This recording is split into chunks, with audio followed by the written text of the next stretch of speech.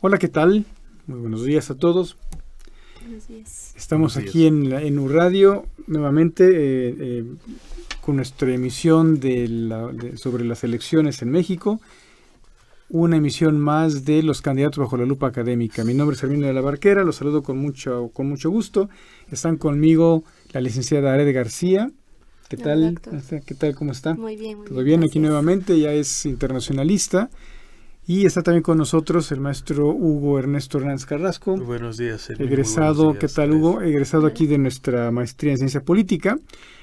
Aquí los tres somos miembros del Centro de Investigación en Ciencias Sociales, el INCISO.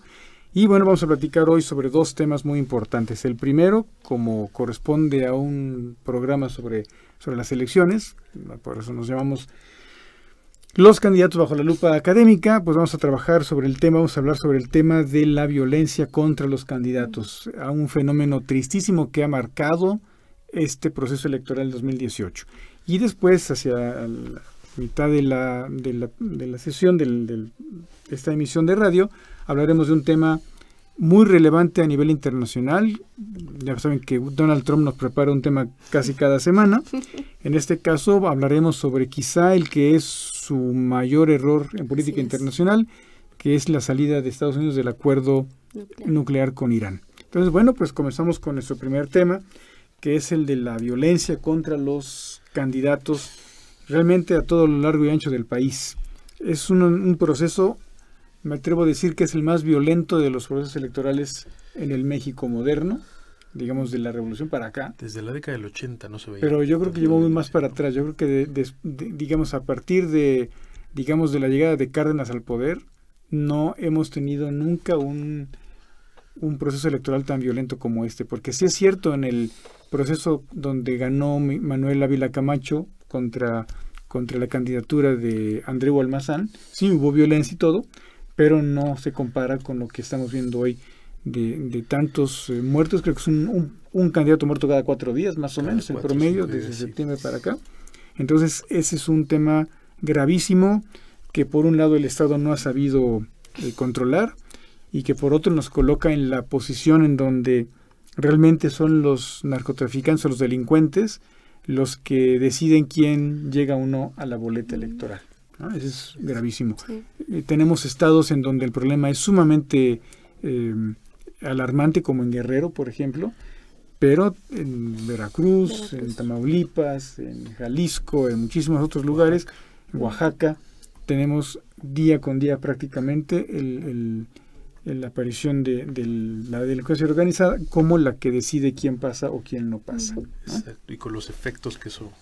Sí, exactamente, con los efectos que eso conlleva, porque, por ejemplo, en Guerrero estaba el gobierno, digamos, aconsejando a los candidatos que no hagan manifestaciones así muy grandes y que pues traten de no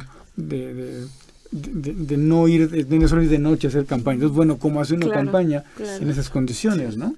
Además, por ejemplo, los últimos que han asesinado, pues no los han asesinado ni durante una manifestación ni de noche, sino los han asesinado de la mañana y exactamente saliendo de su comité de campaña, cosas así. Entonces, realmente es tremendo lo que está pasando en México. Hugo, ¿nos puede decir algo sobre esto? Sí, bueno, la cuestión es que la violencia como vehículo, digamos, no sabemos si desestabilizador o estabilizador para los grupos delincuenciales o grupos de interés y desestabilizador para nuestra democracia, pues afecta terriblemente porque por una parte hay una pérdida del espacio público en cuanto a el ejercicio de la función cívica de la sociedad, ¿no? Para manifestar las ideas. Es decir, hoy tenemos, y esto también no es normal, digo, hay que ponernos a pensar, que te adviertan a ti como candidato, oye, pues no salgas, ¿no? Mejor quédate, resguárdate. Pues esto no es normal, realmente. Digo, sí, hoy cualquiera diría, es una medida sensata, pero no es la normalidad cívica, no es la normalidad democrática que esperamos en un país que está construyendo justamente, ¿no?, instituciones y procesos democráticos. Y por la otra parte, no solo es la pérdida del espacio público, sino también el enrarecimiento del espectro sociopolítico, ¿no?, de cara a estas elecciones que además, me atrevo a decir, están altamente polarizadas y muy competidas en todos o al menos en los nuevos estados donde va a haber disputa para gobernaturas, ¿no? Y Y además lo malo, y como siempre lo hemos platicado, incluso antes fuera del aire, no sé, lo malo de haber unificado todas las elecciones en una sola, ¿no? Con todos los efectos que eso conlleva, logísticos, pero no solo logísticos, políticos, electorales, e incluso de tribunales, de polarización. Sí, tribunales, yo no sé qué van a hacer los tribunales con tanta observación, qué van a hacer, o sea, no sé si estemos preparados, ¿no? Pero más allá de todo, la violencia, por ejemplo, ¿no? Vamos a ser concretos. En aquellos estados donde hay donde ha habido transición o alternancia al menos de partidos políticos y que hoy están en elecciones altamente competidas, lo que podemos ver de cara al 2 de julio sí es una creciente violencia durante y post electoral, ¿no? Que por supuesto hoy también insisto con esto, no debemos normalizar esos puntos porque no debe ser cotidiano que una persona pierda la vida por el ejercicio de su actividad política y no nos debe parecer algo normal realmente. Pues el problema es que precisamente es lo que está pasando, porque en un país en donde diariamente mueren asesinadas 83 personas, eso parece que se está normalizando en el colectivo, digamos en el consciente, ¿no? de la gente. O sea, ya la gente ya lo ve como normal. En la Ciudad de México creo que han matado alrededor de 15 policías en lo que va del año. Pero ¿en qué país estamos? O sea, si en algún país europeo matan a un policía, el país completo se consterna, ¿no? Sí. Y aquí, pues, uno más, ya. Yo no sé, que en México la vida no vale nada, ¿no? Estamos en una situación en donde la gente ya lo ve como algo normal. Hay de pronto efervescencia por algo que pase y después se apaga.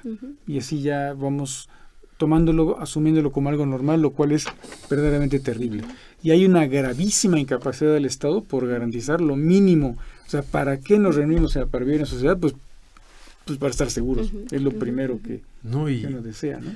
Y lo peor es que creo que desde hace mucho tiempo venimos interpretando de una manera, puedo decirlo, en principio maniquea, la seguridad, y además de manera muy desenfocada, ¿no?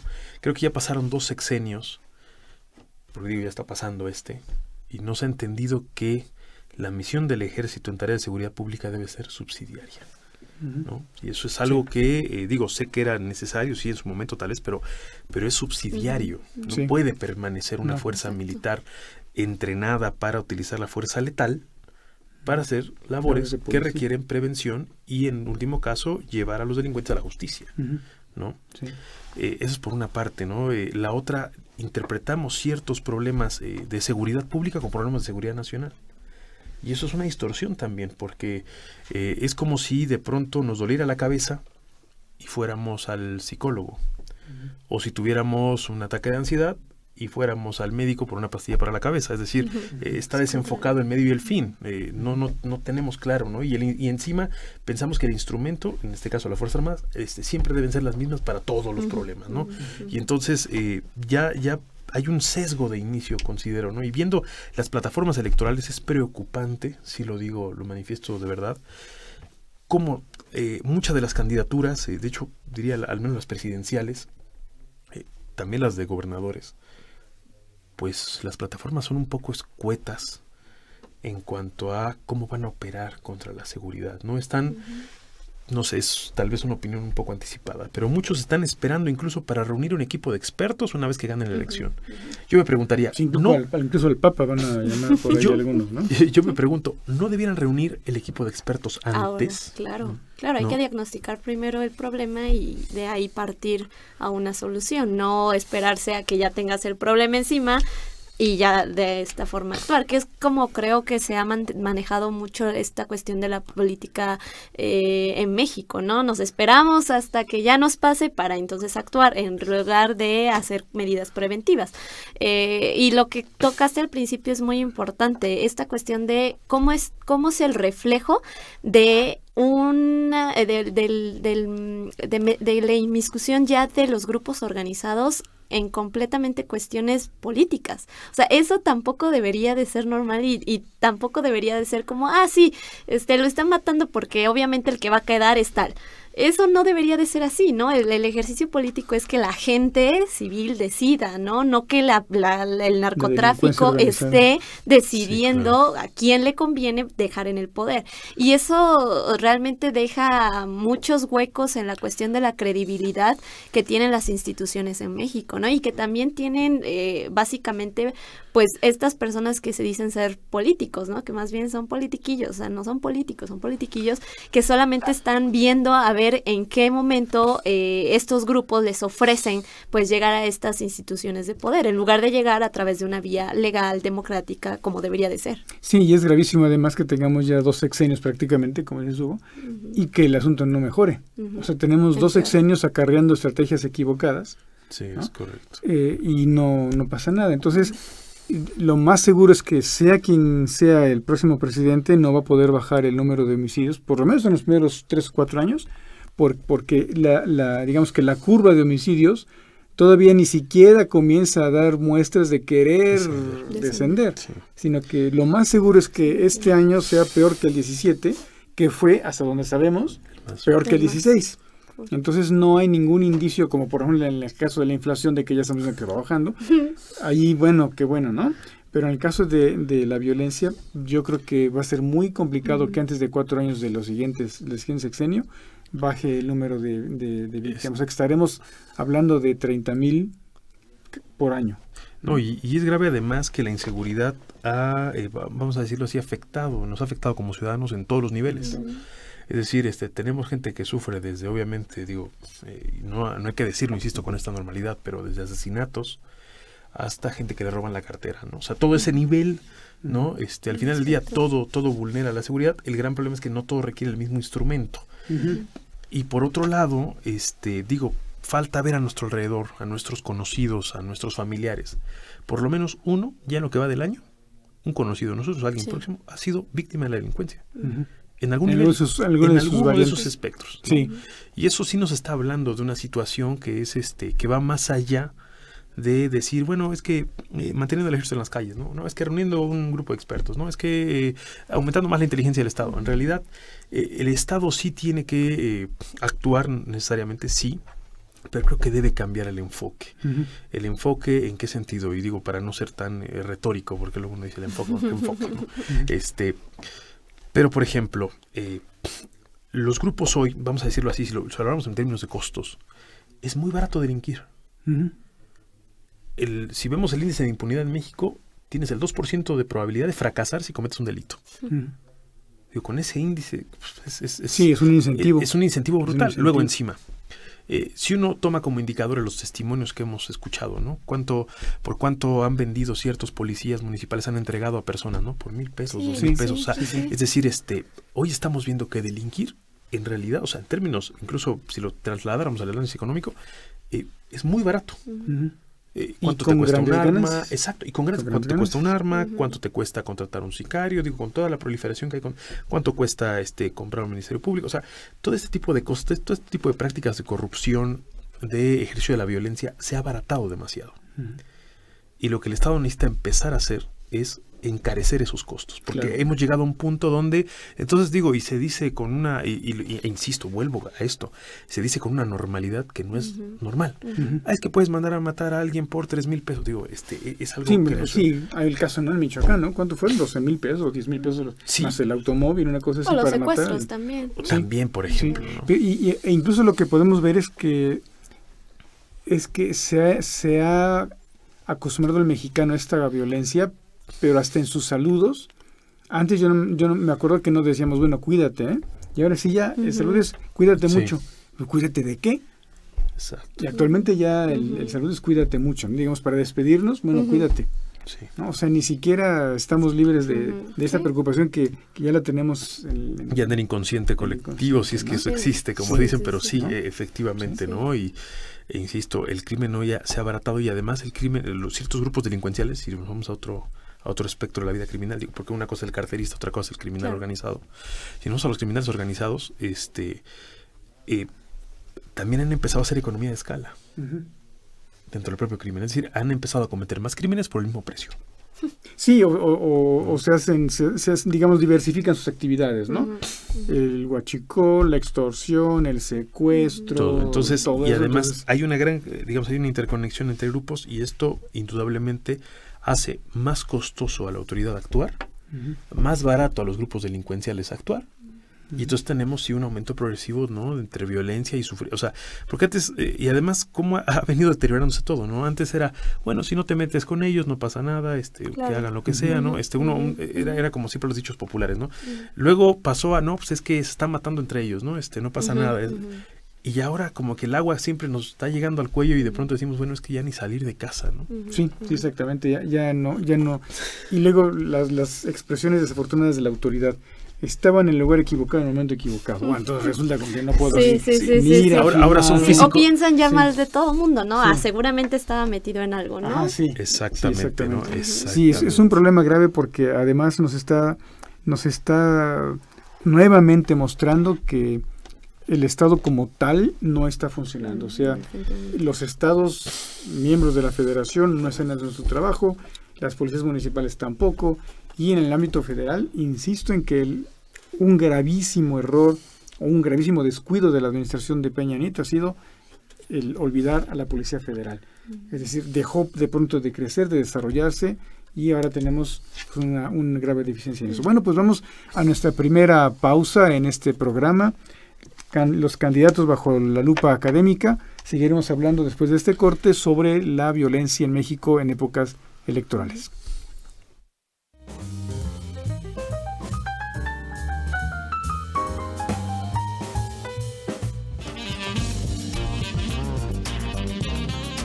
¿Te gustaría crear o mejorar dispositivos para el servicio de seres vivos, tales como prótesis, órtesis e instrumental biomédico? ¿Qué estás esperando? La Escuela de Ingeniería Biónica de la UPAEP te invita a conocer cómo un ingeniero biónico domina y aplica las habilidades de elementos mecánicos, electrónicos y biológicos en las personas. Conoce nuestro plan de estudios conformado por 9 cuatrimestres con líneas terminales en diseño y manufactura de prótesis, emprendedores e instrumentación biomédica, con un campo de trabajo que va desde el sector salud, automotriz y aeroespacial.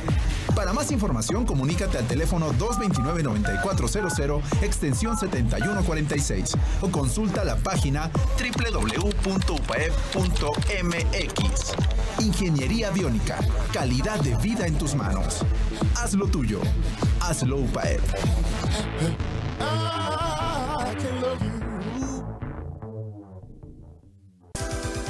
Para transformar, empieza con nuevos proyectos. Descubre la licenciatura en Enfermería de UPAEP Abierta, diseñada para enfermeras con nivel técnico o general, con una duración de 2 años. Prepárate para transformar tu vida.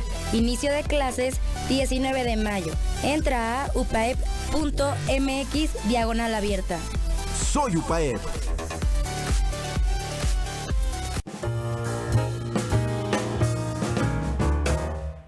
Muy bien, pues estamos aquí de vuelta después de esta pausa. Estamos de vuelta en nuestro programa de los candidatos bajo la lupa académica. Se acaba de integrar aquí a nuestro equipo la maestra Beatriz Hernández. Bienvenida, Betty. Gracias, buenas tardes. Aquí estamos otra vez.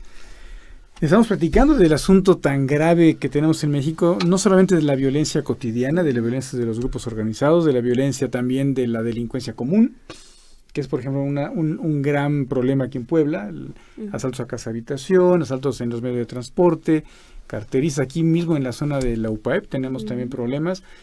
En el momento en que uno de nuestros vigilantes tiene que ir a algún asunto y deja algún punto descuidado, algo ocurre, ¿no? Es impresionante cómo parece que están allí espiando, cazando a las personas, y en el momento en que encuentran un huequito, en ese momento hay algún asalto, y eso es realmente grave porque nos mantiene en un estado de indefensión y de tensión, ¿no? De tensión, porque todo el mundo se cuida, que no salgas en la noche. Psicosis. Es una psicosis ya, ¿no?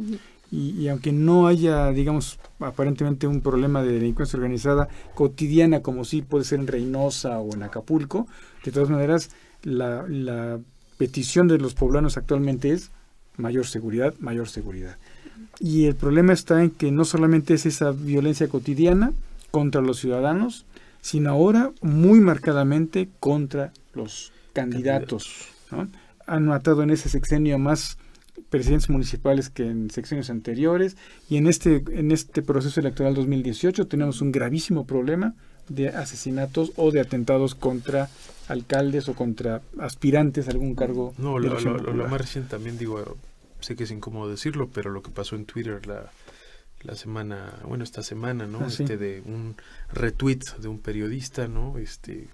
Que según esto se excusa diciendo que no fue, que no incitó y todo, pero creo que sí hay que ser, vamos a decirlo así, en esta normalidad, no hay que normalizar esa violencia, y naturalmente pues no es habitual que una persona que tiene tanto aforo como un periodista en Twitter, que es seguido por más de 50,000 personas por lo menos, de pronto surjan este tipo de, no se puede decir incitación porque no hay una prueba fehaciente, pero sí este doble discurso, ¿no? Diciendo, bueno, ahí está el candidato, ¿no? No se puede, digo, en medio además que es un proceso electoral muy tenso, ¿no? Sí. Hay que recordar, digo, el caso del Bogotazo famoso, ¿no? En Colombia, en 1948. De hecho, curiosamente, en ese mes se cuenta cuando asesinara a Eliezer Gaitán, que era un candidato del Partido Liberal en Colombia, ¿no? Entonces el día que lo asesina, naturalmente la turba lincha a su asesino, incendian gran parte de Bogotá, y desde ahí entonces la sociedad colombiana tuvo un proceso de fragmentación muy profundo, ¿no? Que se reflejó en la creación de paramilitares, en la creación de guerrilla, en la creación de fuerzas políticas de choque, y que, tiene el país hoy hablando de un proceso de paz. O sea, es decir, es delicado hoy de incluso sugerir esa posibilidad teniendo acceso a la palabra como lo tiene un periodista, ¿no? ¿Por qué? Porque los efectos de poder incitar o no sé cómo decirlo, de no ser delicado con la información que se tiene, pues sí puede tener consecuencias funestas. Sí, o simplemente de insinuar algo, ¿no? Sí. Claro, ese periodista no estuvo nunca alejado de la polémica, ¿no? Sí, claro. Pero yo la verdad nunca pensé que fuera... Pero hay límites, digamos, que no se pueden cruzar, porque creo que se le barrió, ¿verdad? Porque sí, límites muy delicados en una sociedad, sobre todo tan lastimada, ¿no? Y tan lastimada, pero también tan lastimada como esta, ¿no? Sí, claro, tan lastimada y además con un proceso electoral, insisto, polarizado. Además estamos viendo que cuando un despistado ahí de nuestros candidatos habla de mochar manos y aparecen de pronto personas que lo hacen. Sí, pues, o sea, el poder de la palabra en el ágora pública no puede subestimarse, vamos a decirlo así, ¿no? Y además en una sociedad así, pues nunca faltará el loco que haga caso o que se siente iluminado y haga alguna tontería, ¿no? Por Entonces, supuesto. Sí es un grave problema de responsabilidad, ¿no? Betty, es la responsabilidad de los medios de comunicación también, ¿no? Sí, la responsabilidad y sobre todo lo que comentaba Hugo también, que pues tienen una influencia en la opinión pública, entonces no nos pueden, deben ser muy imparciales, no pueden lanzar ese tipo de comentarios. Con elección de sus palabras y todo eso. ¿no? Entonces, también es, digamos que la parte de los valores que también deben de trabajar los periodistas, que también mucho se ha perdido, ¿no? Entonces son cuestiones que, como ya habíamos dicho, es parte de nuestra cultura y que se han ido perdiendo y que tienen que reforzar. Y yo creo que hay que ser muy curiosos con estas redes sociales porque son tan pocas palabras las que pueden expresar allí, que tiene uno que ser muy claro en la redacción, porque a lo mejor efectivamente no es ningún tonto Ricardo Alemán, ¿no?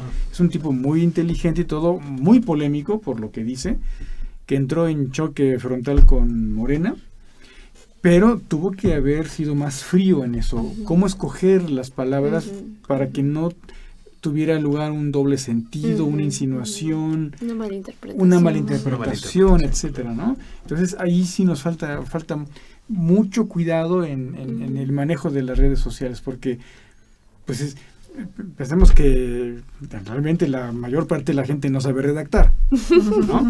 Entonces, aunque sean periodistas, o quizá los periodistas tienen muchos problemas de redacción. Entonces, si en una frasecita uno se equivoca en la elección y en el orden de las palabras, pues puede uno cometer errores gravísimos que, le costaron las chambas, ¿no? Las tres. O sea que sí le ha de haber dolido bastante. El problema es que uno se cierra las puertas con una situación así. Sí, sobre todo, ¿no? E insisto, por la responsabilidad que conlleva la palabra en el ágora pública, la palabra privilegiada, porque hay que ser sinceros, ¿no? No todas las personas tienen el acceso a las plataformas y a hablar en esas plataformas de una manera autorizada, ¿no? Entonces esa es la cuestión, y que hay que ser sí muy cuidadosos porque, insisto, es un país con una polarización electoral, un proceso electoral bastante polarizante, digo, tanto así que ahora ya pululan ahí en internet de las encuestas de cuántos amigos has perdido en esta elección. Hasta tiene una opción, ¿no? Que dice, bueno, yo no tenía amigos antes de esta elección, está bien, pero hay hasta esos casos, ¿no? Que suenan a risa, pero que es un poco lo que está ocurriendo de pronto, ¿no? Discusiones en casa, discusiones con los amigos, es decir, una elección que nos está traspasando a nivel personal, y que obviamente sí no es de subestimar que los ánimos estén de pronto caldeados entre esta psicosis, entre esta hay mucho de todo esto es un cóctel que hay que llevarlo con bastante calma y democracia, ¿no? Sí, el problema es en que parece que no estamos en condiciones de hacerlo, ¿no? Parece que no hay visos de que esté descendiendo o disminuyendo la violencia contra los candidatos, ¿no? Seguimos con un altísimo ritmo de asesinatos, y eso sí es sumamente grave. Sí, todavía estamos a la mitad de la campaña, ¿no? Y todavía lo que nos falta. Sí, todavía falta poco más de mes y medio, y no hay, digamos, yo no veo un mecanismo de parte del Estado para proteger a los candidatos, además de que realmente, pues no sé cómo hacerle, porque imagínense ustedes la cantidad de candidatos que hay. Sí. ¿No? Y además con el problema de que como concurren tantas elecciones, que ese es un problema gravísimo. Sí. Yo no conozco un estado federal en donde concurran tantas elecciones. O sea, es propio de un estado federal que no concurran las elecciones. Sí. Es propio de un estado federal que siempre estemos en campaña. Entonces yo no sé por qué muchos se espantan de que siempre estemos en campaña. Pues en Estados Unidos también siempre están en campaña, ¿no? ¿Por qué? Pues porque hay reelección en la Cámara de Representantes, siempre tienen que estar en campaña para asegurar esa reelección, no concurren todos los estados en sus elecciones. Entonces es el problema también grave de nuestro federalismo, ¿no?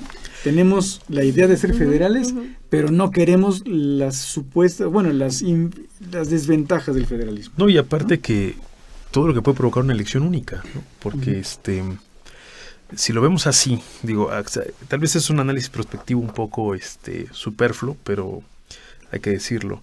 El hecho de que se generen elecciones unificadas va a generar a la larga, incluso la gente se queja tanto de caudillismo, eso va a generar. Sí.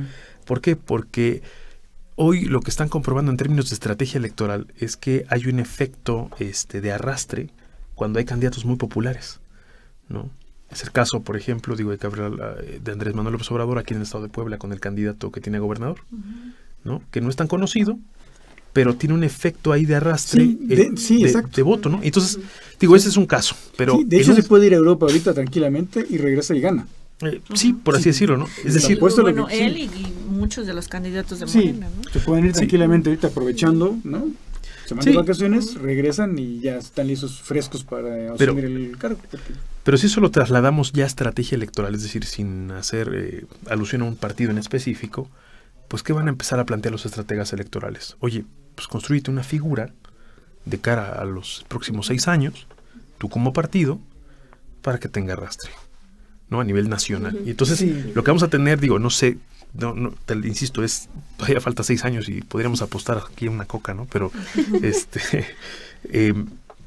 pero falta ver si no esto va a empezar a incentivar la construcción de ciertos caudillos, ¿no? O líderes carismáticos en todos los partidos. Que siempre es inherente, pero, insisto, de lo que se trata aquí son contrapesos de poder, porque el que gana todo en una elección unificada, Sí, el problema está en que damos bandazos políticos cada 6 años. Exacto, y completos, ¿no? Sin contrapesos. Sí, exactamente. Y otro problema también aquí es que yo tengo mis dudas de que el ciudadano haga uso del voto diversificado. Dividido, ¿no? Porque al tener ante sí tantas boletas, pues, en automático, ¿no? Y otro problema también es que cuando las elecciones locales se llevan a cabo solas, predomina la agenda local, se discuten problemas locales. Cuando coinciden con elecciones federales, predomina la agenda federal. Entonces los problemas locales pasan a segundo o tercer plano y entonces ya no se discute. Por lo tanto, ahorita tenemos una preeminencia del discurso a nivel nacional y un olvido de los temas de las agendas locales. Es un grave problema. Otro que yo veo también es que si tenemos tantos problemas todavía con nuestra democracia, de que nos vamos siempre a tribunales, y tenemos elecciones que concurren, va a ser una sobrecarga de trabajo para los tribunales electorales. Los va a sobrepasar. Sí, y en un tiempo tienen que estar todos esos asuntos arreglados para que todos puedan tomar su posesión en la fecha indicada. Entonces, creo que es un grave error el haber unificado elecciones en muchos estados. Van a tener que pasar muchos años para que nos demos cuenta de ese error y que empiecen a tratar de echar marcha atrás, pero es verdaderamente vergonzoso que en muchos congresos, no sé en todos, pero por ejemplo aquí en Puebla, de todos los diputados que tiene el Congreso, ni uno solo, que yo sepa, se levantó a decir, oigan, no, ¿cómo es posible que estén proponiendo eso? Todo mundo dijo que sí. Y todo por ahorrarnos los costos. Según eso. Cuando los costos son según ese es el pretexto que sí. Pero yo no conozco en verdad ningún estudio en donde se demuestre que con las elecciones concurrentes el gasto es menor. Exacto. No conozco, a lo mejor sí hay, pero no lo conozco, no conozco ninguno, y lo que sí estoy viendo son muchas desventajas en esta concurrencia electoral. Yo nada más le pediría a nuestros escuchas que buscaran en algún país federal del mundo en donde ocurre un fenómeno así. Exacto. ¿No? Y el poder siempre debe estar dividido, ¿no? Sí. Por salud pública. Sí. Y además, de hecho, esa es naturaleza de los estados federales, el que las elecciones tengan lugar así en diferentes momentos, precisamente para evitar esa concentración del poder y para darle juego a esos contrapesos. Pero pues es como cuando si Ares se quiere casar, pero sin las desventajas del matrimonio, ¿verdad? No me lo asuste, bro. No se vale, no se vale. Entonces, queremos ser federales, pero sin esas desventajas, como sin supuestas desventajas, ¿no? naturales que pero son costos naturales del federalismo, que tiene también su contraparte buenas, pero yo creo que como no conocemos muy bien el federalismo en México, sino nada más como dogma de fe, pues entonces nos espanta ese tipo de situaciones, ¿no? Pero eso también ahorita nos coloca en una situación difícil, porque en muchos estados se llevan a cabo elecciones locales al mismo tiempo, y entonces la delincuencia organizada tiene intereses muchas veces muy locales. Sí, y ahí es donde entonces atacan a la parte más débil de la cadena, que es el municipio, ¿no? Que al revés, digo, en un federalismo el municipio debe ser una de las partes medulares y fuertes, ¿no? La unidad fundamental, ¿no? Digo que suene a dogma, pero es la verdad. Aquí lo más frágil que tenemos en términos de institucionalidad y de institucionalización es el municipio, ¿no? Lo cual al final del día, digo, creo que todos, no hay una persona que no estamos relacionados con algún municipio en concreto. Y de hecho hay que darnos cuenta de que el municipio es la institución política más antigua del país. Aparte. Porque es herencia directa del virreinato. Es la única institución política virreinal que sobrevivió a la independencia, y la tenemos antes que haya Estado federal, antes de que haya Estado nacional, antes de que haya Constitución federal, antes de que haya todo eso, ya estaba el municipio. Y es el que tenemos más descuidado. Y a todo mundo le echa la culpa al municipio cuando algo sale mal. Sí. Y es el que más se olvida precisamente cuando hay estas elecciones. O sea, vivimos en ciertos municipios, etcétera, estamos con estos problemas que pasan al día a día en donde vivimos, y siempre nos estamos diciendo, no, es que falta que hagan la cuestión de la luz, la cuestión del bachamiento, etc., etc., pero cuando vienen las elecciones, básicamente estos problemas pues se ven agobiados, se ven completamente olvidados por la cuestión federal, ¿no? Y ese es el problema de por qué yo siento que ese es uno de los grandes problemas, por qué los municipios no progresan. No se les presta la atención por parte de los ciudadanos que debería de tener, porque es parte fundamental de la vida de los ciudadanos, y nos pegan más esos problemas locales que más a veces los problemas de la federación, que sí son muy importantes, pero lo que nos pega luego en nuestro día a día es la cuestión municipal. De cómo están las banquetas, las calles, el transporte público, la seguridad pública. Sí, bueno, y tomando en cuenta que también tienen periodos más cortos, entonces el trabajo también a veces va cambiando apenas la transición, y bueno, ya tienes que preparar la salida porque ya viene el que sigue. Entonces, bueno, yo que he tenido oportunidad de trabajar en municipio, es trabajo a marcha forzada, porque apenas te empiezas a adaptar y conocer, y ya otra vez viene el cambio, entonces no puedes, digamos que llevar una continuidad, es muy complicado el municipio, y es también, digamos que de los trabajos, por lo mismo de que no está bien organizado y el ritmo es muy rápido, es más difícil que se puedan ver concretados los proyectos. Sí, y es realmente digamos, el nivel político más cercano a la gente. Es como nuestra piel prácticamente, ¿no?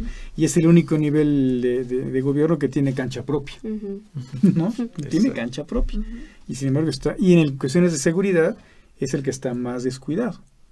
Curiosamente, por ejemplo, cuando oímos hablar, me acuerdo de Felipe Calderón cuando hablaba de la necesidad de eliminar a las policías municipales, daba como ejemplo a Colombia, pero Colombia tiene policías municipales, ¿no? Entonces a veces las propuestas de nuestros grandes políticos ni siquiera están bien sustentadas, porque en primer lugar recurren a un país que no es federal, como es Colombia, y en segundo lugar, para empezar, y en segundo lugar sí tienen policías municipales, porque oigan, si hay un pleito de borrachos, ¿vamos a llamar a los soldados?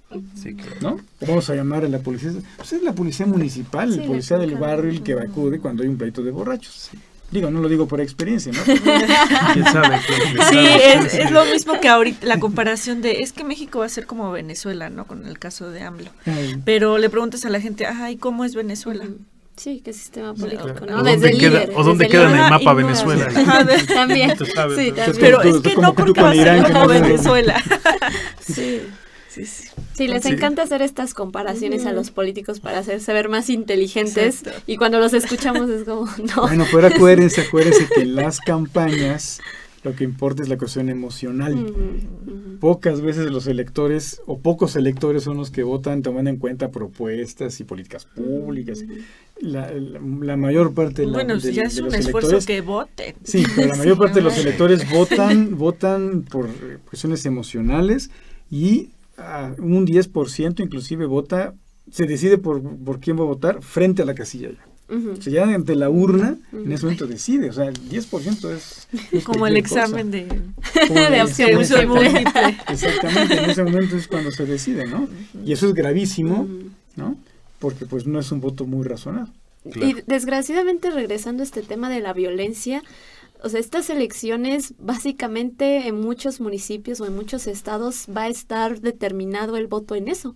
O sea, en cuánto se ve el grado de la violencia, en cuánto se ve el grado de la influencia del crimen organizado metidos en las campañas, en lo que ha venido sucediendo en los años anteriores. O sea, son elecciones que dicen ser libres, entre comillas, y no son libres, ¿no? Estás básicamente a veces condenado a cierto voto porque dices, si este no gana, va a venir el grupo contrario, va a venir, o estos se van a vengar, y entonces ya empiezas a pensar en estas situaciones, desgraciadamente, en la que ya ni siquiera el voto es libre, ¿no? Ya está condicionado a una situación de violencia. Sí, pues se han presentado ya casos de renuncia a una candidatura por el temor de ser asesinado. Es correcto. ¿No? En Guerrero, por ejemplo. Entonces estamos efectivamente ante una situación en donde no hay una libertad ya no digamos de elección, ni siquiera de una libertad para yo postularme.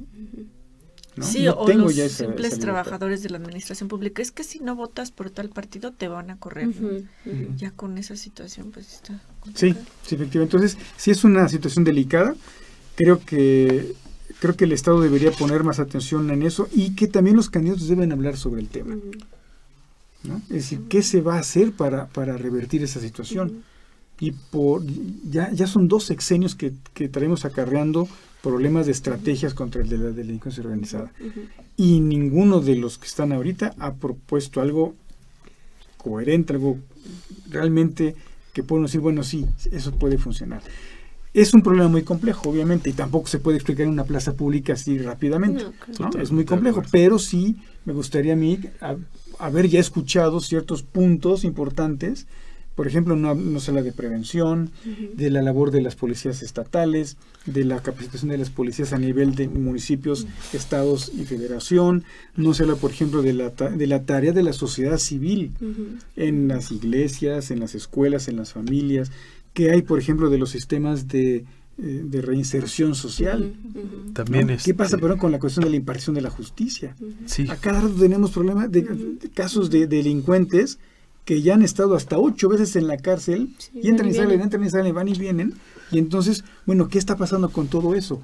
Y eso, como decía Hugo en un principio, no es labor del ejército, por ejemplo. Sí, no. Vamos a querer entonces que pronto que el ejército cuide las cárceles. Incluso rediseñar, por ejemplo, el espacio urbano, ¿no? que en ocasiones la falta de ordenamiento urbano facilita mucho el actuar delincuencial.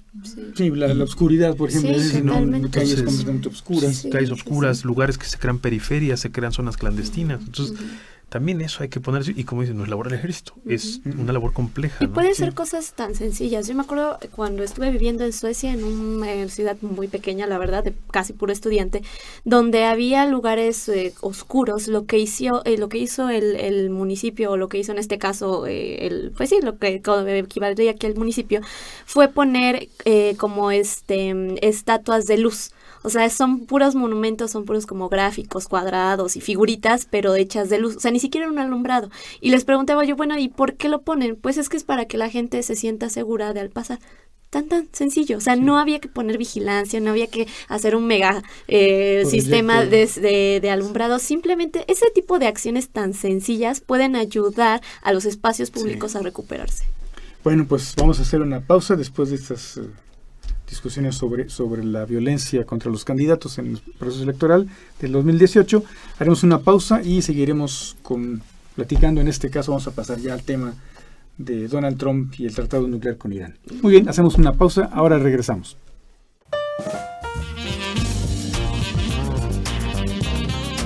¿Te gustaría crear o mejorar dispositivos para el servicio de seres vivos, tales como prótesis, órtesis e instrumental biomédico?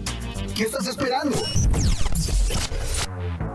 La Escuela de Ingeniería Biónica de la UPAEP te invita a conocer cómo un ingeniero biónico domina y aplica las habilidades de elementos mecánicos, electrónicos y biológicos en las personas. Conoce nuestro plan de estudios conformado por 9 cuatrimestres con líneas terminales en diseño y manufactura de prótesis, emprendedores e instrumentación biomédica, con un campo de trabajo que va desde el sector salud, automotriz y aeroespacial. Para más información, comunícate al teléfono 229-9400, extensión 7146, o consulta la página www.upaep.mx. Ingeniería biónica, calidad de vida en tus manos. Hazlo tuyo. Hazlo UPAEP.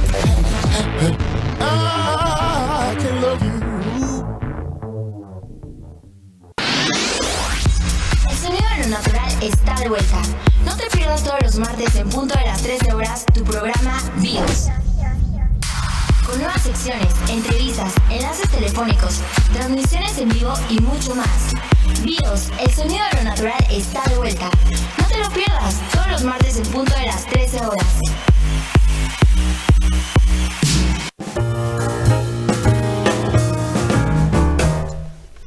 Muy bien, pues estamos aquí de vuelta en nuestro programa Los Candidatos Bajo la Lupa Académica. Vamos a hacer una especie de paréntesis intelectual.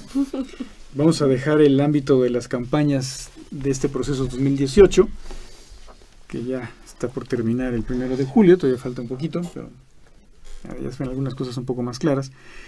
Y vamos a pasar a un tema a los que Donald Trump nos tiene acostumbrados, ¿no? Sorpresas, tonterías, malas decisiones, gente producto de su impresionante ignorancia de muchos temas.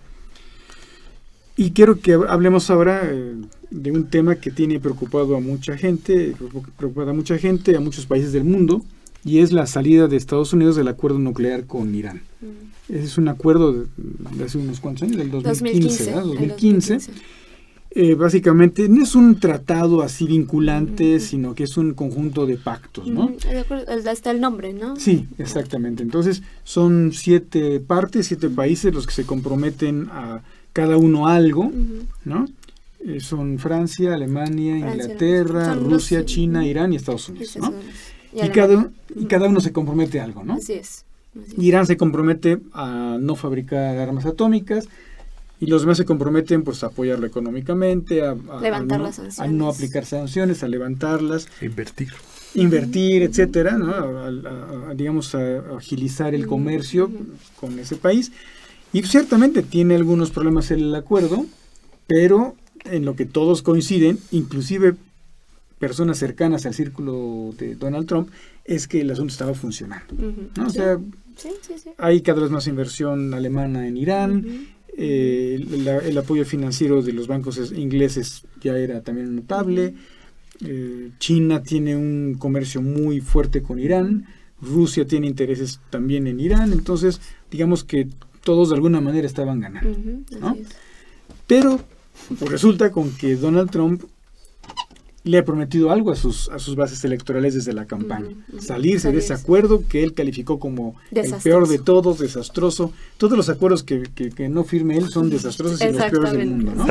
Y sobre todo si los firmó Obama, tiene que estar es lo peor. Lo hicieron personas que no aman a Estados Unidos y cita datos equivocados o falsos, etcétera. Y entonces cumple con su palabra, ¿no? Porque le cumple su palabra a los votantes, ¿no? Pero ese cumplimiento de su palabra implica el rompimiento de la palabra de Estados Unidos frente a los demás países, ¿no? Y eso es algo grave por varias situaciones que ahorita pues queremos comentar, ¿no? Sí. Pared, ¿qué nos dice? Ahora sí que hay muchas aristas en este problema. Para empezar, pues el acuerdo nuclear, digamos, el punto era evitar que Irán siguiera enriqueciendo el uranio 19, que es con el que se puede llegar a crear o se puede llegar a fabricar una bomba. Pero hay que tener en cuenta algo muy claro. Irán, su programa nuclear lo inició gracias al programa de átomos por la paz en 1945, gracias al apoyo de Estados Unidos, ¿no? Para empezar. Siguiente, Irán es signatario. En esa época sí, claro, por el Shah, ¿no? Por el Shah. Sí. Pero, bueno, cuando viene esta cuestión de la revolución iraní en el 79, de hecho, dentro de los puntos de la República Islámica es que las armas nucleares van en contra de los principios del Islam, ¿no? Entonces, pues desde ahí, ellos por principios, pues no podrían fabricar o no deberían de fabricar bombas. Otro punto, son signatarios del Tratado de No Proliferación de Armas Nucleares, algo que no es signatario, por ejemplo, Israel, que está en la zona, y tampoco es signatario Corea del Norte, quien se supone que ya hizo las paces entre Corea del Sur y se supone que Estados Unidos, y quien sí tiene y se ha demostrado que tiene armas nucleares. A Irán no le han demostrado ninguna arma nuclear. Se han dicho que han sacado, por ejemplo, hace unas semanas salió Benjamín Netanyahu, el primer ministro de Israel, con un archivo lleno de folders diciendo que esas eran las pruebas en las que se dice que Irán está desarrollando su programa nuclear. En ningún momento el señor Netanyahu mostró físicamente esos papeles, simplemente las pasó en unas diapositivas y con fotos pero nunca mostró de esos archivos, dijeran y aquí está, y el original, y nada. Entonces, realmente Irán, si quisiera construir una bomba nuclear, ya lo hubiera hecho desde hace mucho tiempo. Ya tiene el conocimiento, el famoso know-how para hacerlo, es algo completamente que sí, eso sí lo tienen, pero no lo hacen porque saben que es perjudicial para ellos, ¿no? Jugar con esta cuestión de podríamos tener la posibilidad es la cuestión de persuasión y disuasión, ¿no? Que para eso mucho se ha jugado con las armas nucleares posteriores a la Segunda Guerra Mundial. Entonces, cuando se vienen todos estos años de tensión y sobre todo en 2012, cuando empiezan a haber estas sanciones a Irán por no haber reportado ciertas facilidades nucleares, se viene abajo la economía. Para empezar, quien estaba en la presidencia de Irán, pues Mahmoud Ahmadinejad, era un señor que él sí estaba, ¿no?, en contra abiertamente de Estados Unidos y acabar con básicamente el diablo y etc., y tenía muy buenas relaciones con Chávez y por ahí. Y esto provocó obviamente que los países se preocuparan, ¿no? De hecho, pues por esa parte va mi tesina de quién estaba en el poder influye en las negociaciones nucleares. Cuando llega Hassan Rouhani a la presidencia, completamente cambia un discurso más moderador, busca la cercanía, ¿no? Porque el problema de Irán es que estas sanciones económicas lo han castigado bastante, que van desde problemas de desempleos, porque mucha gente perdió sus empleos debido a la salida de las empresas, hasta problemas de tratamientos médicos, ¿no? La gente no tenía acceso a los medicamentos que venían de fuera, por ejemplo, cáncer o por ejemplo diálisis, y entonces la gente se moría porque no podían conseguir esos medicamentos en otro lado. Entonces, realmente las naciones estaban ahorcando al pueblo de Irán, y no se diga las consecuencias económicas que tienen en la inflación, en el desempleo, que esto se ve traducido en violencia, etcétera, etcétera. Cuando viene el pacto y viene esta firma que de hecho se da a unos años de la entrada de Rouhani, lo que se produce obviamente es que Irán pueda otra vez entrar al tablero internacional como actor comercial. Tiene muchas, es básicamente el que le provee de gas natural y también de petróleo a Europa, ¿no? Entonces también a Europa le interesa que estar bien con Irán, porque es uno de sus grandes clientes y con los que depende de este comercio. También la posición de Irán, la cuestión del Golfo Pérsico, que ahí pasa 10% básicamente de grandes comercio internacional. Entonces es uno de los países más importantes en la región y es uno de los pocos que es estable y que tiene la posibilidad de tener un papel preponderante en situaciones como en Siria. Sí, y además lo que hizo fue también muy hábilmente decir, bueno, mira, yo tengo capacidad de hacer una bomba atómica. ¿Qué me das para que no lo hagas? Claro. Entonces jugó con esa carta, ¿no? Sí. Entonces le dijeron, bueno, pues no la hagas y levantamos las sanciones y enfrentamos el comercio y te compramos eso. Entonces, creo que con este acuerdo, pues todos ganaban de alguna manera, con todo y los problemas, o digamos los huecos que tiene, pudiera tener, ¿no? Pero creo que aquí el problema está en que esa salida de Estados Unidos del acuerdo, lo que hace es fomentar al bando ultraconservador de Irán, o sea, los que no se quieren acercar a Estados Unidos, se los dije, nos están dejando colgados de la brocha, y deja un as bajo la manga en los negociadores iraníes. Se pueden salir diciendo, yo no me salí porque quisiera, pero se salieron los gringos, ¿no? Sí, entonces, que de hecho el presidente anunció el día que Estados Unidos anunció la salida, no importa, o sea, vamos a seguir con el acuerdo porque a nosotros nos interesa seguir bien con la región y porque es de nuestro interés mantener estas relaciones diplomáticas bien. Ahora, dentro de las consecuencias que tiene esta salida de este pacto, pues ¿a quién es el que queda mal ante todos? Estados Unidos, ¿no? Y no solamente para este acuerdo nuclear. ¿Qué credibilidad ahora va a tener Estados Unidos cuando quiera hacer otro tipo de acuerdo, otro con Corea del Norte, por ejemplo, con Corea del Norte, o sea, simplemente el fiasco que tuvo con el TPP, ¿no? Claro, se salió o quiero volver. También, ¿no? Sí, exactamente. O sea, no hay realmente ya una credibilidad en la cuestión diplomática de Estados Unidos y todo el mundo se está dando cuenta. Y básicamente también Irán gana en esa parte, ¿no? No nos ven a nosotros como los malos porque nosotros seguimos cumpliendo con los reglamentos y quien queda como el malo del cuento es Estados Unidos. Incluso China y Rusia, digo, porque pues la Unión Europea ya se ha declarado, ¿no? Que ellos sí quieren mantener el pacto. De hecho, trataron Inglaterra, Francia y Alemania hasta el último minuto de decirle que no. Hasta dicen que en un programa, el programa favorito en Fox, por la cadena esta Fox, fue creo que el representante de la Unión Europea para hablar, a pedirle a Trump que no saliera y bueno, hasta eso tuvieron que hacer. Porque la visita de Macron, ¿no? Fue también Merkel, se supone. ¿no?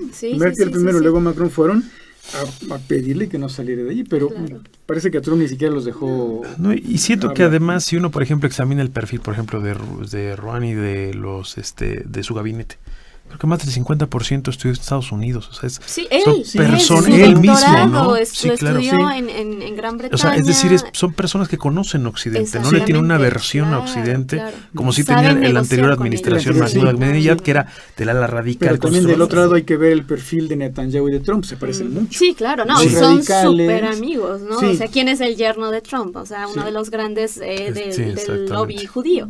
Entonces, también Trump está jugando con estas cercanías no nada más a Israel, sino también a Arabia Saudita, por ejemplo, ¿no? Con este precedente de la venta de cuántos billones de dólares en armas, ¿no? Que estas armas están yendo a la cuestión de Yemen, a la cuestión del Cuerno de África.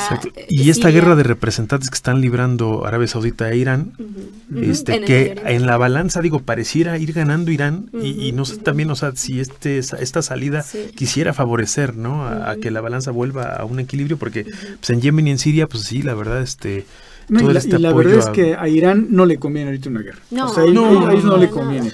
O sea, Irán ya lo dijo claramente, no queremos una guerra con Israel, no queremos salirnos del pacto.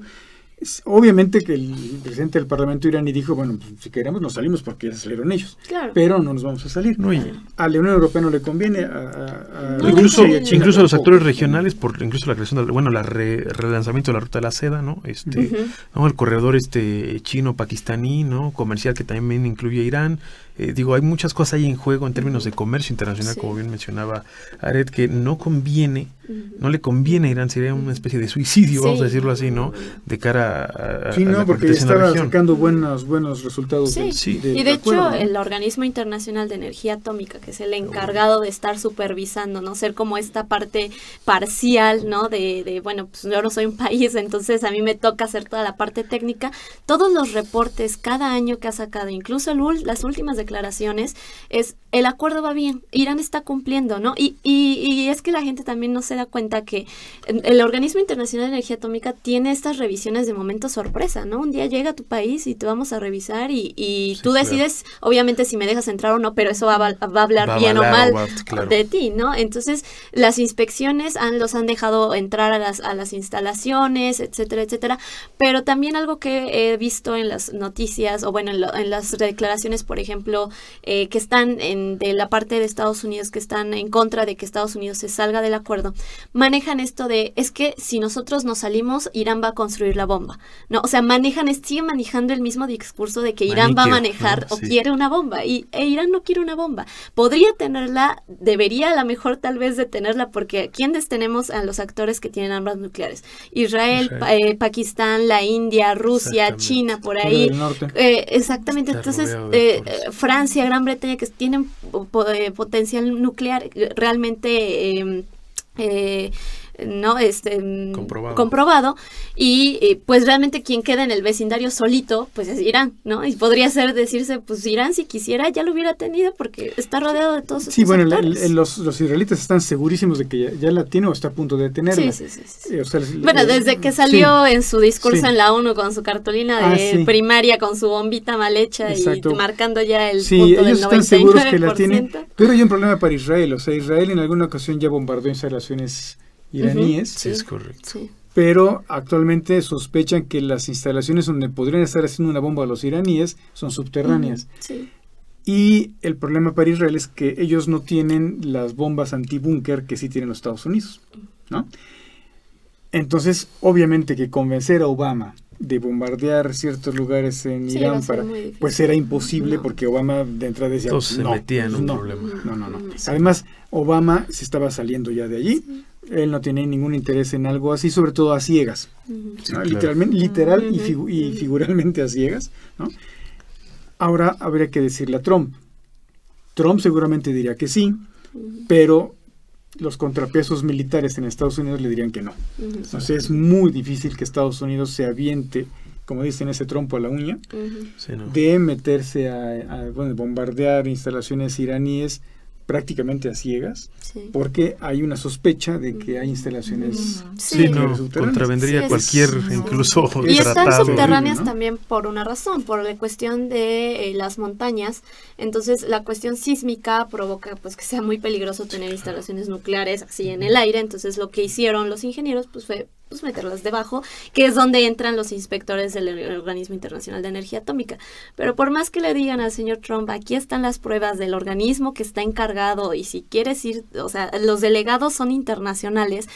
Este señor lo que busca es precisamente, en primera, desprestigiar lo que fue el legado de Obama para seguir ganando electores para su, esperemos que no, reelección, y pues provocar este miedo otra vez de que Irán es parte de este eje del mal, ¿no? Que es otra vez Irán, es Corea del Norte, etcétera, etcétera. Entonces quieren volver a provocar y volver a meter a Irán como el malo del cuento, porque Irán ya está destacando, o ya es destacado como líder regional, y que está haciendo las negociaciones que Estados Unidos no está haciendo sobre Siria, que está tomando el liderazgo en la región del Medio Oriente, porque es el único que realmente está estable. Y que además tiene una relación muy buena con Rusia y una relación muy buena con China. Así es. Y con la Unión Europea. Sí, entonces, tontamente aquí Estados Unidos debería reforzar ese acuerdo para seguir presente allí, pero hay que recordar que Donald Trump no sabe de diplomacia, no entiende las sutilezas de la política internacional, ni de la política nacional. Incluso las reglas, ¿no? No las conoce, y hay algo que para él vale. Acuérdense, un político generalmente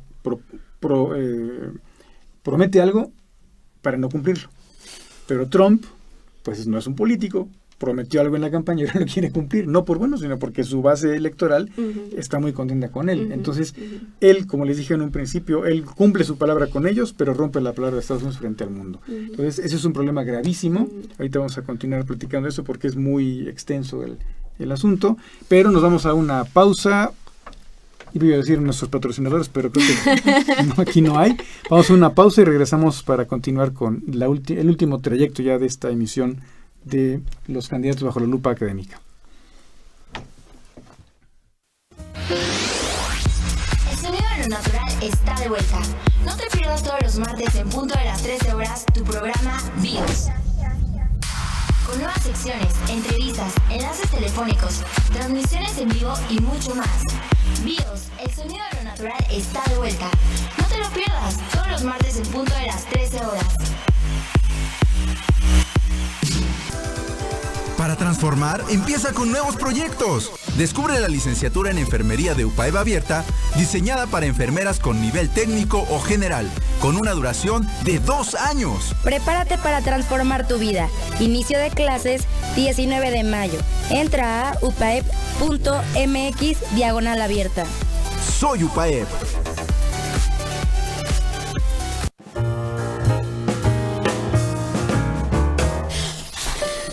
Bueno, es así que fue una pausa muy corta. Vamos a seguir con nuestra discusión acerca de la salida de los Estados Unidos del acuerdo nuclear con Irán. Estamos platicando acerca de Donald Trump, pues su gran ignorancia en temas de política internacional, de diplomacia.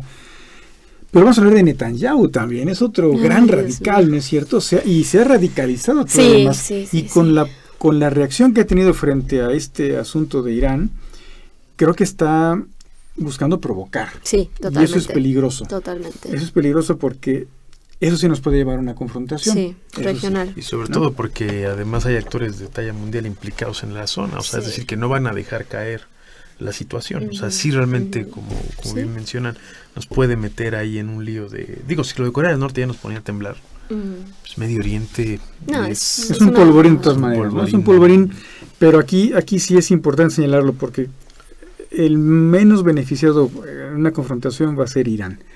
Sin embargo, también Irán debe andarse con cuidado porque está muy metido en Siria también, ¿no? Entonces Irán también tiene que andarse con cuidado porque estar jugando allí al héroe en Siria es también está provocando a Israel, ¿no? Están demasiado cerca. Entonces, cualquier incidente, cualquier malentendido, cualquier falsa señal, cualquier error en un radar, etcétera, puede llevar a un grave problema, ¿no? Entonces, si los ánimos están tan caldeados, es fácil que pueda haber una fricción allí y que eso nos lleve a un choque de consecuencias terribles, ¿no? En la zona. Porque efectivamente están allí presentes Irán, Israel, Rusia, China, Arabia Saudita, ¿no? El Hezbollah, por ejemplo, las guardias revolucionarias iraníes que son muy radicales. Sí, son del área conservadora. Son del área muy conservadora, muy radical. Entonces, ese es un mal cóctel, digamos, ¿no?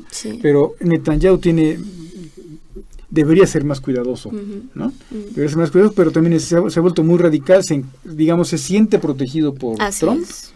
Se está alejando de Putin, es decir, Putin parece que su influencia para mediar está debilitándose porque ahora Netanyahu se está acercando un poco más a Trump y eso también es peligroso, ¿no?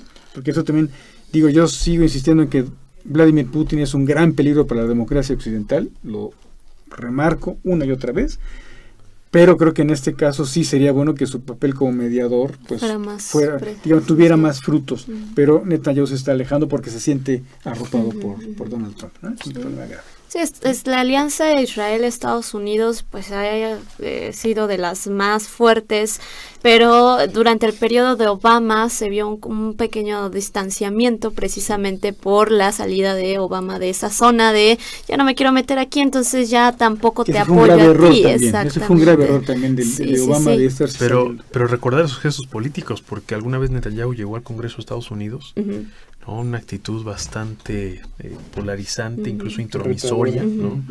Y digo, son esos detalles también yo creo que han de pesar a la hora de tomar decisiones de los decisores políticos, no han de caldear también los ánimos, ¿no? Digo, no me imagino Obama cómo ha de haber sentido en su momento, ¿no? Esa especie de afrenta, si le podemos llamar así, aunque suena un poco dramático, ¿no? Sí, pero yo creo que ese fue un error de Estados Unidos, del gobierno de Obama, el ir dejando esos espacios. Porque obviamente espacio que se deja libre, alguien le va a ocupar. Y los están ocupando China y Rusia. Y aparte, que hay que decirlo también, digo, aunque suene un poco radical, también a los grupos que fueron apoyando estuvieron siendo derrotados, o sea, fueron derrotados consecuentemente. Eso pasó después de las primaveras árabes, ¿no? Que pasó en mismo Siria, ¿no? Se pensaba que iban a poder tirar al gobernador de Bashar al-Assad, ¿no? Y pues no ocurrió así. ¿Por qué? Porque bueno, también hay una resistencia evidente, ¿no? Y también hay que decirlo, una especie de semifracaso estadounidense a la hora de intervenir en ciertas zonas, ¿no? Porque no, o sea, el costo era demasiado alto y los frutos eran mínimos. Sí, pero entonces no hubieran abierto la boca, porque eso de si haces eso, la línea yo te roja, castigo, la famosa línea roja, la pasan y no hace nada, es como un niño chiquito, ¿no? Si uno nomás lo amenaza con que le va a dar sus nalgadas si hace tal cosa y las hace y no pasa nada, pues entonces lo va a seguir haciendo. Sí. Me pasaba con ustedes en la maestría. Y aquí están los frutos. Los frutos. Sí, claro. Ya bastante. Sí, pero es bien importante esta cuestión de la ayuda monetaria que les están dando los Estados Unidos e Israel, ¿no? Cada año aumenta más y este dinero pues se va a la cuestión de seguridad, se va a la cuestión de la opresión de los palestinos, a la cuestión de pues reforzar todo su ejército. Ahora, lo que siempre comentábamos en clase de Medio Oriente es, bueno, o sea, ¿por qué Israel se siente tan amenazado? ¿No? O sea, ¿por qué se tiene que armar tanto? Si se supone que ellos se autoproclaman la democracia del Medio Oriente, que son los únicos que realmente hacen las cosas como Occidente en esta cuestión de elecciones y en esta cuestión de estabilidad, bueno, entonces ¿por qué tanto miedo? ¿No? O sea, ¿por qué ese miedo y por qué armarte tanto y por qué estarte siempre protegiendo por parte de Estados Unidos? Porque básicamente si esa ayuda no existiera, Israel básicamente no existiría, ¿no? O sea, sería un retroceso en esta cuestión de la ocupación del Estado de Israel en los territorios palestinos. Pero sé que uno lo entiende cuando uno se pone en los zapatos de ellos, ¿no? Porque para ellos la seguridad es lo primero. Claro. Además, ellos lo que quisieran es no tener que depender de otro para defenderse. Entonces, esa historia, digamos, desde la fundación del Estado de Israel después de la Segunda Guerra Mundial hasta acá, en donde han sido atacados, por ejemplo, la guerra de Yom Kippur. O todo ese tipo de conflictos que han tenido, los han hecho así también. Entonces, por eso es que para ellos lo primero es la seguridad. El problema que yo veo no es tanto que busquen reforzar esa seguridad, sino cómo lo hacen. Netanyahu, creo que el problema que tiene es que en lugar de caminar por el rumbo de la política, lo está haciendo por el rumbo militar nada más. Ese es el problema. Sí. Porque la seguridad de un Estado no solamente es militar. Entonces, sí, está bien, quieren armarse para estar más seguros, órale. Pero esa no es la única opción para la seguridad de un Estado. Están otros caminos. De hecho, está generando otros tipos de inseguridad, paradójicamente. Exactamente. Entonces, lo que está ocurriendo con él es que está descuidando esos otros caminos y está solamente privilegiando el militar y por allí no va. Sí, que era lo que habían llegado a hacer sus antecesores en la cuestión de los acuerdos de paz, que ya iba un avance y llega él y pues viene igual otra vez. Porque además no es lo mismo negociar con un buen armamento atrás que con un armamento pues no tan sofisticado. Entonces yo creo que yo no le pongo peros a que se quieran armar, porque eso también a ellos les da como que seguridad, ese sentido. Pero ese no es el único camino, es la única opción, no es. Hay otros, y eso es lo que creo que el problema de Netanyahu es que está olvidando que existen otros caminos y se está yendo solamente por uno. Y como se siente apapachado y arropado por Trump, pues entonces está ahorita el tipo de... Sí, está en su mejor momento. Y además otro elemento, no sé qué tan importante sea, los graves casos de corrupción en Israel, ¿no? Entonces algunos opinan que está tratando de desviar un poquito la atención. Sí, no sé qué tanto pesa eso, la verdad no sé, pero sí tiene algunos problemas de corrupción internos que se están estudiando, que se están investigando, y pues eso a lo mejor puede ser que esté buscando desviar la atención. Sí, además de también la decisión de Trump en diciembre de mover la capital, de mover la embajada para reconocer a Jerusalén como la capital, siendo uno de los puntos más delicados y graves. ¿Para qué? Claro, porque dentro de la historia de los presidentes de Estados Unidos el reconocimiento de Jerusalén siempre se había dicho, pero nunca se había hecho, que esa era la diferencia, ¿no? Entonces cuando llega Trump y dice, ahora sí la vamos a mover, internamente en lo que son los territorios de Palestina, Cisjordania, todo lo que es esta parte del Jerusalén Viejo, pues se vienen todas estas protestas, que es a lo que Israel le teme internamente, ¿no? A la resistencia que hemos visto durante estas 5 semanas, cuántos palestinos no han muerto a manos de lo que es el ejército israelí, porque exactamente, además, completamente, a eso es a que iría la crítica normalmente internacional. O sea, se está armando hasta los dientes para protegerse contra ¿qué? Contra rocas, contra misiles que han hecho caseramente. O sea, ese desbalance es de lo que se le critica en la cuestión de la seguridad, porque no hay alguien más en el Medio Oriente que le quiera meter al tú por tú con Israel. Israel se está defendiendo de la resistencia árabe que está internamente. Sí, la verdad es que era una cosa totalmente inútil esa declaración de Trump.